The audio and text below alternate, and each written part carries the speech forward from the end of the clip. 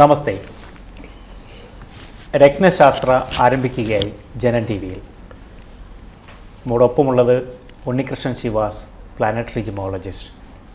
രത്നശാസ്ത്രത്തിലേക്ക് സ്വാഗതം സാർ. നമസ്കാരം. നമസ്തേ. നമ്മൾ ഓരോ എപ്പിസോഡുകളിലും രത്നങ്ങൾ അല്ലെങ്കിൽ രത്നങ്ങളെക്കുറിച്ചുള്ള വിശേഷങ്ങൾ പങ്കുവയ്ക്കാറുണ്ട്.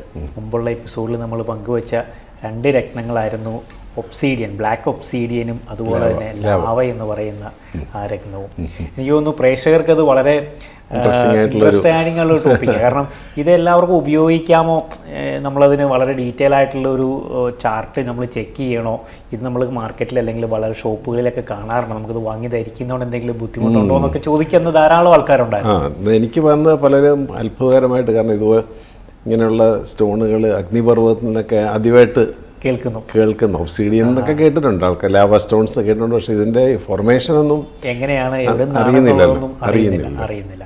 ലാവ സ്റ്റോൺസ് എന്ന് പറയുന്നത് ശരിക്കും ജിയോ സ്റ്റോൺ കാറ്റഗറി എന്ന് പറഞ്ഞിട്ടുണ്ട്. അതായത് ക്രിസ്റ്റലുകളിലോ മിനറൽസിലോ ഇങ്ങനെ സുഷിരങ്ങൾ, ക്യാവിറ്റീസ് പോലെ ഉണ്ടായി കണ്ടിട്ടില്ല നമ്മളിങ്ങനെ നടുക്ക് ചെറിയ അപ്പം അങ്ങനെയുള്ള സ്റ്റോൺ, അങ്ങനെയുള്ള വോൾക്കാനിക് ജിയോ സ്റ്റോൺസിൽ പെട്ട സ്റ്റോണാണ് ലാവ.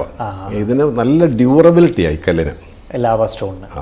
ഒബ്സീഡിയൻ സ്റ്റോണിന് ഷാർപ്പ്നെസ് കൂടുതലും കട്ടിങ്ങിനും ഇൻഡസ്ട്രിയൽ പർപ്പസിനും ഉപയോഗിക്കുന്നെങ്കിൽ ലാവ സ്റ്റോൺസ് ഉപയോഗിക്കുന്നത് ഔട്ട്ഡോർ ഏരിയാസിൽ, അതായത് നമുക്ക് ഗാർഡനിങ്ങിൽ, പിന്നെ പേവിങ് ഏരിയാസിൽ, മറ്റ് വിദേശം നമ്മുടെ നാട്ടിൽ അങ്ങനെ കണ്ടിട്ടില്ല. പിന്നെ ഫയർ റെസിസ്റ്റൻസ് ആയിട്ട് ഉപയോഗിക്കുന്നത്. കാരണം ഇപ്പം ഫയറിൽ നിന്നാണല്ലോ വരുന്നത്, അഗ്നിദേവതയാണല്ലോ. ഫയർ റെസിസ്റ്റൻ്റ് ആണ്. അതെ, ഫയർ റെസിസ്റ്റൻ്റ് ആണ്. അത് ഡ്യൂറബിലിറ്റി ഉള്ളതാണ്. അതുകൊണ്ടാണ് ഈ ഔട്ട്ഡോർ ഏരിയാസിൽ നമുക്ക് ലാൻഡ്സ്കേപ്പിങ്ങിനുമൊക്കെ ഈ ഒരു സ്റ്റോൺ ഒരു പ്രൊട്ടക്ഷനുമാണ്.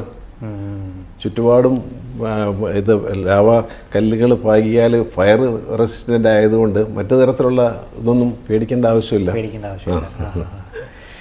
ഇപ്പം രത്നങ്ങൾക്ക് നമുക്ക് മനുഷ്യർക്കുള്ള ഒരു ഗുണങ്ങൾ മാത്രമല്ല, പിന്നെ വലിയ പാറക്കൂട്ടങ്ങളില്ലേ അത് കെട്ടി, അത് അന്നത്തെ കാലത്ത് ആൾക്കാർക്കത് ഇന്ന പർപ്പസിന് അത് അവരുപയോഗിച്ച് തുടങ്ങി, അങ്ങനെ അതിലേക്ക് ആയതാണ്.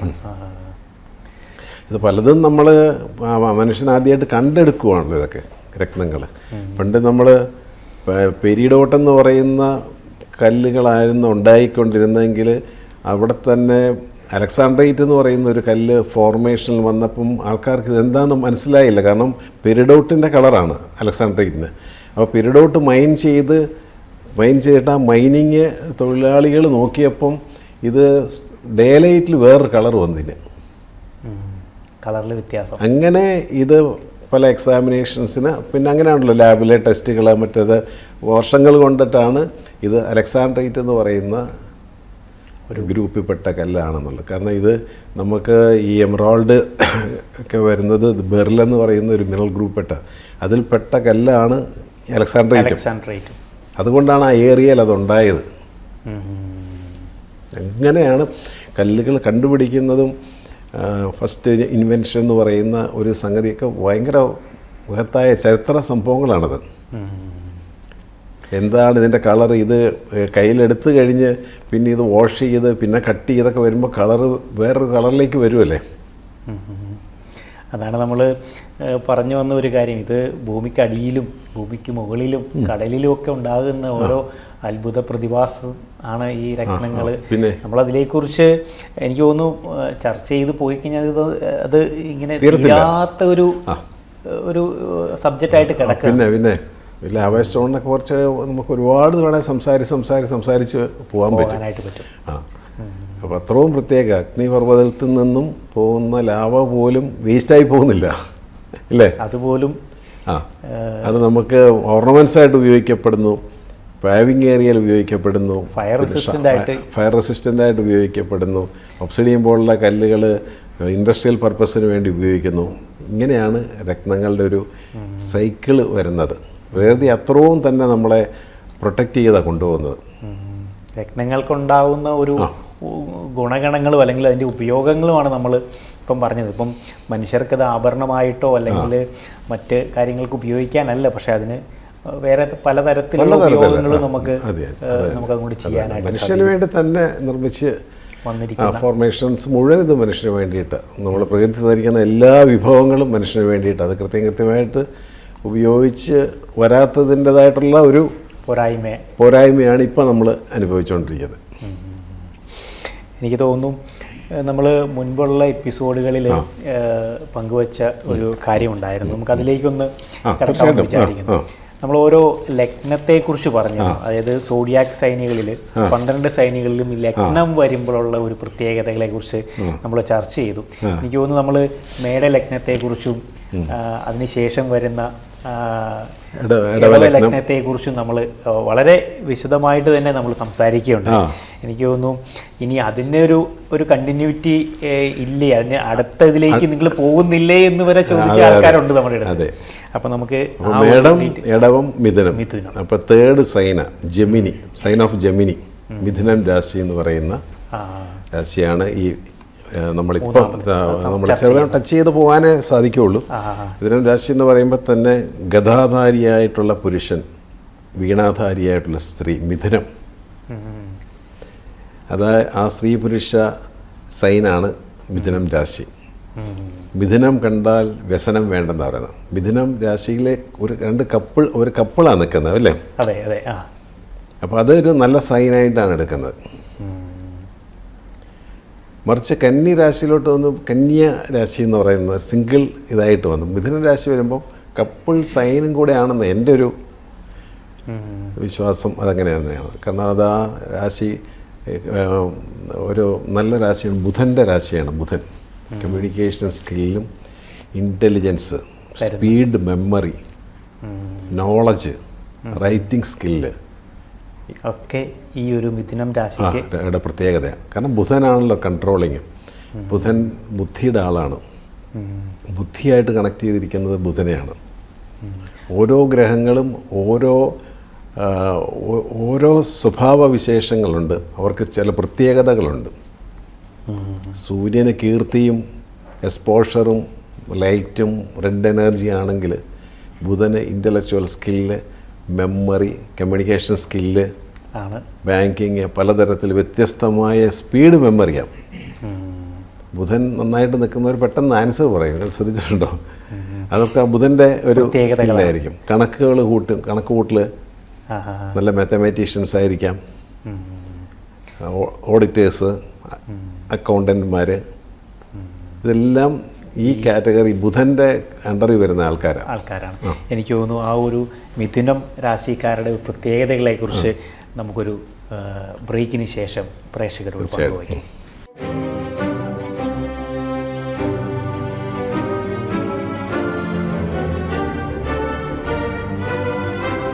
രത്നശാസ്ത്രത്തിലേക്ക് തിരികെ വരാം. നമ്മൾ പറഞ്ഞു വന്നിരുന്നത് മിഥുനം രാശിയെക്കുറിച്ചാണ്. മിഥുനം രാശിയുടെ അല്ലെങ്കിൽ മിഥുനം ലഗ്നത്തിൻ്റെ ലഗ്നാധിപൻ എന്ന് പറയുന്നത് സാറ് പറഞ്ഞു ബുധനാണ്, മെർക്കുറി. അപ്പം ആ ഒരു ബുധൻ്റെ പ്രത്യേകതകൾ ഈ ഒരു വ്യക്തിയെ നന്നായിട്ട് ഇൻഫ്ലുവൻസ് ചെയ്യും. തീർച്ചയായിട്ടും ഇൻഫ്ലുവൻസ് ചെയ്യും. നമ്മൾ ഈ രത്നശാസ്ത്രയിൽ ഈ ഒരു അസ്ട്രോളജിക്കലി സ്ട്രോക്കാണ് നമ്മളിപ്പോൾ കൊണ്ടുവരുന്നത്. എന്താണെന്ന് വെച്ചാൽ ഇത് രണ്ടും ഒരു നാണയത്തിൻ്റെ രണ്ട് വശങ്ങളാണിത്.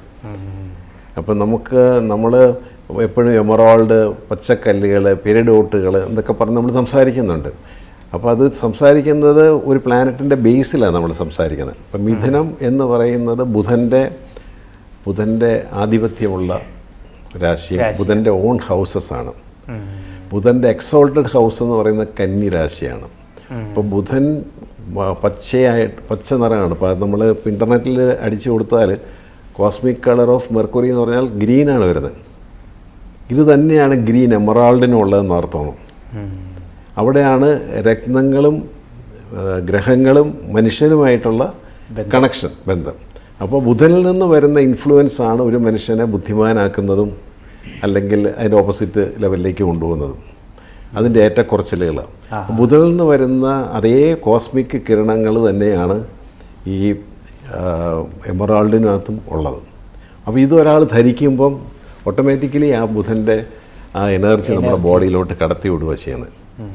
അതൊരു അങ്ങനെ നമ്മുടെ ബോഡിയിലേക്ക് കടത്തി വിടാനായിട്ടുള്ള ഒരു ഘടനാവിശേഷം എമറാൾഡിനുണ്ട്. എമറാൾഡുണ്ട്. അപ്പോൾ അതിൻ്റെ വലിപ്പ ചെറുപ്പം, അപ്പോൾ അത് നമുക്ക് കറക്റ്റാണ്. മിഥുനം രാശി ആണ് അല്ലെങ്കിൽ മിഥുന ലഗ്നമാണ് എന്ന് പറഞ്ഞതുകൊണ്ട് മാത്രം നമുക്ക് എമറാൾഡിലേക്ക് പോകാൻ പറ്റത്തില്ല എന്നും കൂടെ നമ്മൾ സൂചിപ്പിക്കാൻ വേണ്ടി നമ്മൾ ഇത്രയും ഡീറ്റെയിൽ ആയിട്ട് എക്സ്പ്ലനേഷനുണ്ട്. അപ്പോൾ നമ്മളിതിന് മുന്നേ ഉള്ള പല എപ്പിസോഡുകളിലും കൂടുതൽ ആദ്യകാലങ്ങൾ, ഇപ്പം നമ്മൾ 3-4 വർഷമായിട്ട് ചെയ്യുന്ന പ്രോഗ്രാമായത് നമ്മൾ രത്നങ്ങളെ മാത്രം എന്നായിരുന്നു നമ്മൾ ബേസ് ചെയ്യുന്നത്. ചെറുതായിട്ട് നമ്മൾ ആ ഗ്രഹങ്ങളെ ചെക്ക് ചെയ്യും. ഇപ്പോൾ ആൾക്കാരുടെ റിക്വസ്റ്റും പ്രകാരം സാർ ഇത് കുറച്ചുകൂടെ എക്സ്പ്ലെയിൻ ചെയ്തെങ്കിലേ ഞങ്ങൾക്ക് മനസ്സിലാവുള്ളൂ. ലഗ്നക്കാർക്കെല്ലാം ഈ എമറോൾഡ് പറ്റും, അല്ലെ വേറെ രത്നങ്ങൾ ഏതാണ് പറ്റുന്നത്, ഇതിനെക്കുറിച്ചും ഗ്രഹങ്ങളെക്കുറിച്ചും അറിയണം. അപ്പോൾ നമ്മൾക്ക് ഞാൻ സ്പെഷ്യലൈസ് ചെയ്തിരിക്കുന്നത് ജംസിലാണ്. എന്നാൽ എൻ്റെ അറിവിൽപ്പെടുന്ന കാര്യങ്ങളാണ് ഞാനിപ്പോൾ ഷെയർ ചെയ്യുന്നത്. മനസ്സിലായില്ലേ? അതിനകത്ത് ചിലപ്പം ചില കുറ്റങ്ങളും പോരായ്മകളും ഉണ്ടാവും. അപ്പോൾ അതെല്ലാം സദയം ക്ഷമിക്കുക. എന്നെ കറക്റ്റ് ചെയ്യണമെങ്കിൽ നിങ്ങൾക്ക് എനിക്ക് മെസ്സേജ് അയക്കാം, കുഴപ്പമൊന്നുമില്ല. അപ്പോൾ മിഥുനത്തിൻ്റെ പ്രത്യേകതകൾ എന്ന് പറയുന്നത് മിഥുനത്തിന് ബുദ്ധിയുമായിട്ട് കണക്ഷനാണ്. ബുദ്ധി നൽകുന്ന ഒരു ഗ്രഹമാണ് ഈ ബുധൻ, മെർക്കുറി എന്ന് പറയുന്നത്. അതെ, അതാണ്. അപ്പോൾ അത് വിദ്യാർത്ഥികളെയൊക്കെ ഏത് തരത്തിലാണ് ബാധിക്കുന്നത് എന്ന്, സൂര്യനുമായിട്ട് ഏറ്റവും ക്ലോസ് ആയിട്ട് നിൽക്കുന്ന പ്ലാനറ്റാണ് ഇത്. അതുകൊണ്ട് എപ്പോഴും ഇതിന് മിക്കവാറും പല ഹൗസസിൽ ഇതിന് മൗഢ്യസ്ഥിതി വരും. അത് ഗ്രഹനില പരിശോധിച്ചെങ്കിൽ മാത്രമേ പറയാൻ പറ്റൂ. ബുധനും സൂര്യനും തമ്മിൽ അടുത്ത് ക്ലോസ് ആയിട്ട് ഇങ്ങനെ എപ്പോഴും അതൊരു നിപുണ യോഗവും കൂടെയാണ്. എങ്കിൽ പോലും ബുധന് അങ്ങനെയുള്ള ചില രാശികളിലൊക്കെ അതിന് മൗഢ്യം സംഭവിക്കും. മൗഢ്യം ബുധന് സംഭവിക്കുമ്പോൾ എന്താണ്, നമ്മൾ ഉണർന്ന് പ്രവർത്തിക്കേണ്ട ആളാണ് ബുധൻ, അല്ലെങ്കിൽ നല്ല ഓർമ്മയോടുകൂടി കാര്യങ്ങൾ ചെയ്യേണ്ട ആളാണ് ബുധൻ. അല്ലെങ്കിൽ നന്നായിട്ട് പഠിക്കേണ്ട ആളാണ് ബുധൻ. അതിന് മൗഢ്യം സംഭവിക്കുമ്പോൾ ആ ഒരു ഇതിനെല്ലാത്തിലും കുറവ് വരും. എന്താണ് അവൻ പഠിക്കുന്നില്ല, അത് ബുധന് മൗഢ്യമാണെന്ന് തോന്നുന്നു. പിന്നെ ഒരു ബുധന് മൗഢ്യമാണ്, എല്ലാം പോസ്റ്റ്പോൺ ചെയ്യും. അടുക്കും ചിട്ടയും കുറവായിരിക്കും ഇങ്ങനെയുള്ള മൗഢ്യമുള്ളവർക്കല്ല. ബുധൻ നേരെ ഓപ്പോസിറ്റായിട്ട് നമ്മുടെ ചാർട്ടിൽ നിന്ന് കഴിഞ്ഞാൽ നേരെ ഓപ്പോസിറ്റായിരിക്കും. തന്നെയല്ല മെൻ്റൽ നമ്മുടെ ഒരു ബാലൻസിങ് ശരിക്കും നമ്മൾ ബുദ്ധിയുമായിട്ടാണല്ലോ ഇത് കണക്റ്റഡ്. അപ്പോൾ ബുധൻ വളരെ റോങ് സൈഡിലാണെങ്കിൽ ബുദ്ധിപരമായിട്ടുള്ള വൈകല്യങ്ങൾ, ബുദ്ധിമാന്യങ്ങൾ, ഓർമ്മക്കുറവുകൾ, ഡിമെൻഷ്യ പോലുള്ള സംഗതികളൊക്കെ പെട്ടെന്ന് അറ്റാക്ക് ചെയ്യും. അപ്പോൾ എല്ലാ ഗ്രഹങ്ങൾക്കും പ്ലസ് ആൻഡ് മൈനസ് പോയിൻറ്റ്സ് ധാരാളമായിട്ടുണ്ട്. ഇവിടെ നമ്മൾ ജനറലായിട്ട് സംസാരിക്കുകയാണ് ചെയ്യുന്നത്. ഒരു വ്യക്തിയുടെ ബർത്ത് പ്ലാനറ്ററി പൊസിഷൻസാണ് ഇതിനകത്തെല്ലാം ഇമ്പോർട്ടൻ്റ്. അതിലേ നമുക്ക് ഒരു കൺക്ലൂഷനിലെത്താൻ പറ്റത്തുള്ളൂ. അപ്പോൾ ബുധൻ നന്നായിട്ട് നിന്നാൽ ഈ കുട്ടി നന്നായിട്ട് പഠിക്കും. ബുധൻ 10th ഹൗസിലൊക്കെ എക്സോൾട്ടഡ് ഹൗസ് എന്ന് പറയുന്നത് കന്നി രാശി പുള്ളിയുടെ എക്സോൾട്ടഡാണ്. അവിടെ ഒക്കെ നിന്ന് കഴിഞ്ഞാൽ ആൾക്ക് ബുദ്ധിപരമായിട്ടും എല്ലാം പെട്ടെന്ന് തിങ്ക് ചെയ്ത് വളരെ ബുദ്ധിപരമായിട്ടുള്ള നീക്കങ്ങളെ ഇവർ ചെയ്യത്തുള്ളൂ. ഒരു ഓർമ്മ ബുദ്ധി കാണും. ഈ അറിവ് തരുന്ന അല്ലെങ്കിൽ ബുദ്ധി തരുന്ന ഒരു ഗ്രഹമാണ് ഈ ബുധൻ എന്ന് സാറ് പറയുന്നത്. എനിക്ക് തോന്നുന്നു ഈ മിഥുനം ലഗ്നത്തിൽ വരുന്ന അവർക്ക് ലഗ്നാധിപൻ ബുധനൊക്കെ നല്ല ഒരു പൊസിഷനിലാണ് നിൽക്കുന്നതെങ്കിൽ ഈ വ്യക്തികൾ ഒരു എപ്പോഴും ഇങ്ങനെ എന്തെങ്കിലും പഠിച്ചുകൊണ്ടിരിക്കുന്നതൊക്കെ ജീവിതത്തിലെ എല്ലാ കാലവും പഠിക്കുന്ന ആൾക്കാരെ കണ്ടിട്ടല്ലേ. ഒരു ഡിഗ്രി കഴിഞ്ഞു അടുത്ത ഡോക്ടറേറ്റ് PhD എടുത്തു ഇങ്ങനെ പോകുന്നത്. പിന്നെ എപ്പോഴും വായന ശീലം, വായിക്കുക, എവിടെ ഇരുന്നാലും വായിക്കുക. ആ ഒരു ക്വാളിറ്റീസ് ഒക്കെ ഈ ഒരു ബുധന്റെ ഒരു ഇൻഫ്ലുവൻസ് കൊണ്ട് സംഭവിക്കാം. അതുകൊണ്ട് ഇങ്ങനെയുള്ള ആൾക്കാർ ബുധൻ നല്ല എഴുത്തുകാരായിരിക്കും. അവർക്കതുപോലെ തന്നെ നല്ല ജേർണലിസ്റ്റുകൾ, എഴുത്തുകാർ, സാഹിത്യകാരന്മാർ, ഇവർക്കെല്ലാം ബുധനെ ഒരു പോസിറ്റീവ് ആകാതെ പറ്റില്ല. ഒരു പോലീസ് ഓഫീസറുടെ ചാർട്ടിൽ ചൊവ്വയ്ക്ക് എത്രമാത്രം പ്രാധാന്യമുണ്ടോ അത്രയും പ്രാധാന്യം ഒരു എഴുത്തുകാരനോ എഴുത്തുകാരിക്കോ ഒരു ചാർട്ടേഡ് അക്കൗണ്ടൻറ്റിനോ ബുധനിൽ കാണും. എനിക്ക് തോന്നുന്നു ആ ഒരു വിവരങ്ങളിലേക്ക് നമുക്കൊരു ബ്രേക്കിന് ശേഷം തിരികെ വരാം.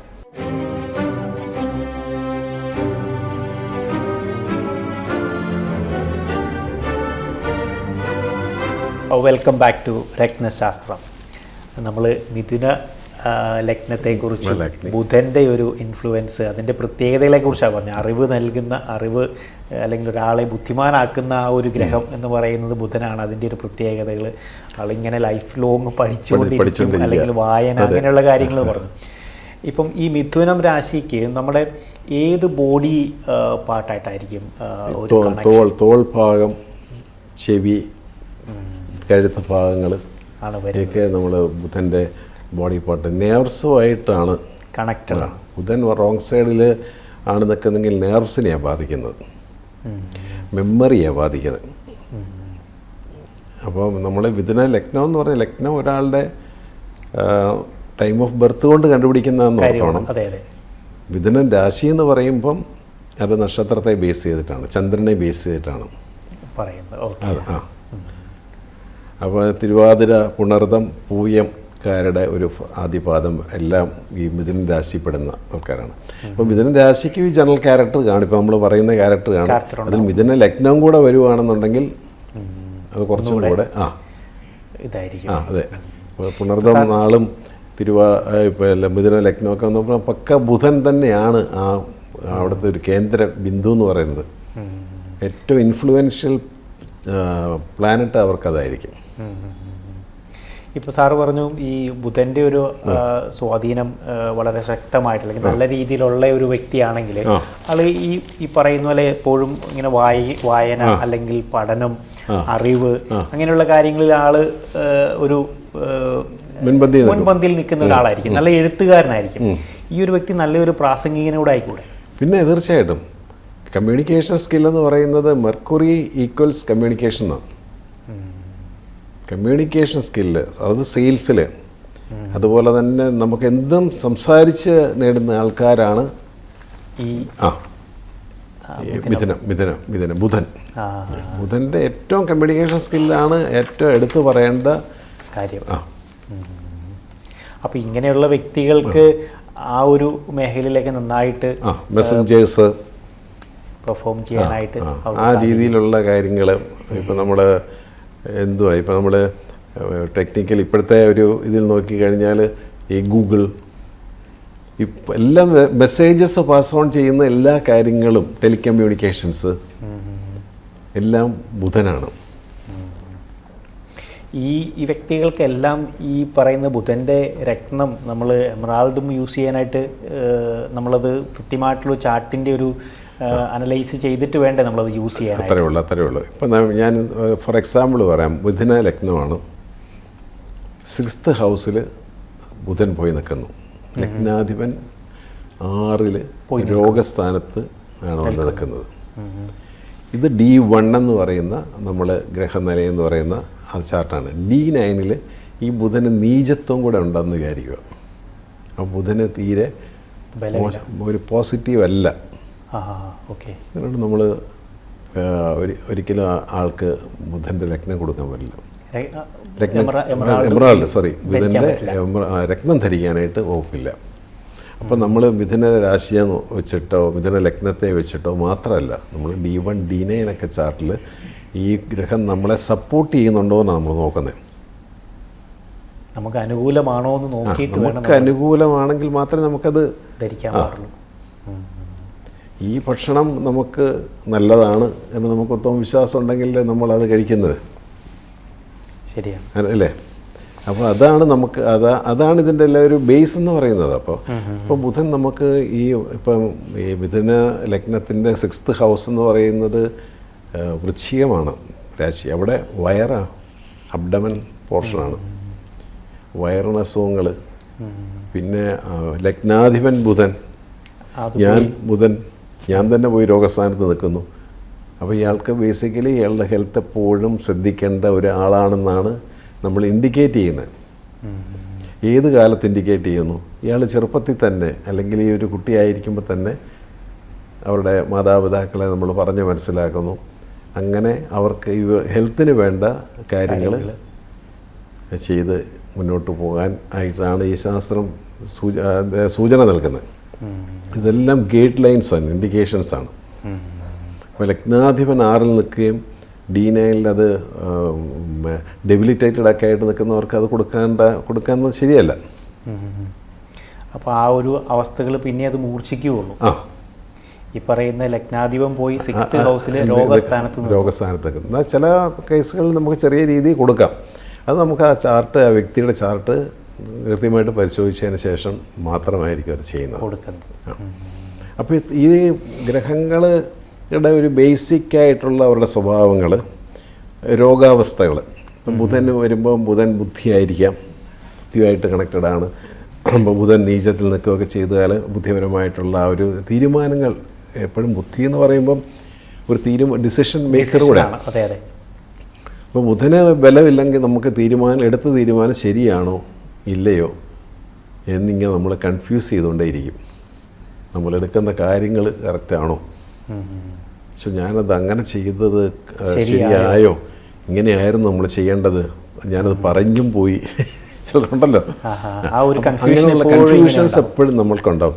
അത് ഷാർപ്പായിട്ട് ബുധൻ നിൽക്കുന്ന ആളാണെങ്കിൽ പറഞ്ഞാൽ കറക്റ്റായിരിക്കും, എനിക്ക് സംശയമില്ല അതിനകത്ത്, ആ ഒരു ഉറപ്പുണ്ടാവും. അപ്പം നമ്മൾ മിഥുന ലഗ്നത്തിൻ്റെ 6th ഹൗസിൽ ബുധൻ പോയി നിന്നു. അതായത് ഏത് ഹൗസാണ്? വൃശ്ചികം. വൃശ്ചികം കാലപുരുഷൻ്റെ അബ്ഡമൻ, ലോവർ അബ്ഡമൻ പോർഷനിലാണ് വന്ന് നിൽക്കുന്നേ ഈ രോഗസ്ഥാനം എന്ന് പറയുന്നത്. അപ്പം നമ്മൾ ഉദര സംബന്ധമായ അസുഖങ്ങൾ, പ്രയാസങ്ങൾ, വിഷമതകൾ, ഇതായിരിക്കും ഈ വ്യക്തിയെ ഹോണ്ട് ചെയ്യുന്നത്.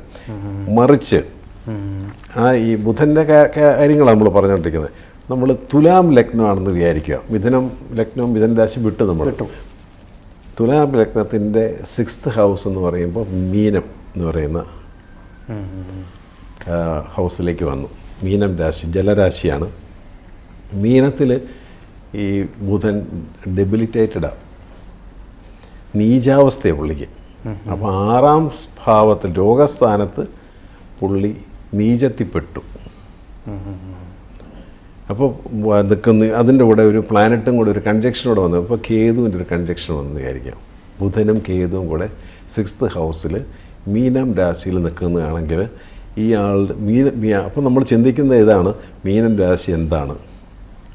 മീനം രാശി കാലപുരുഷൻ്റെ പാദമായിരിക്കും, കാലിൻ്റെ പാദം അവിടെയായിരിക്കും ആൾക്ക് ശ്രദ്ധിക്കേണ്ട ഒരു ഏരിയ.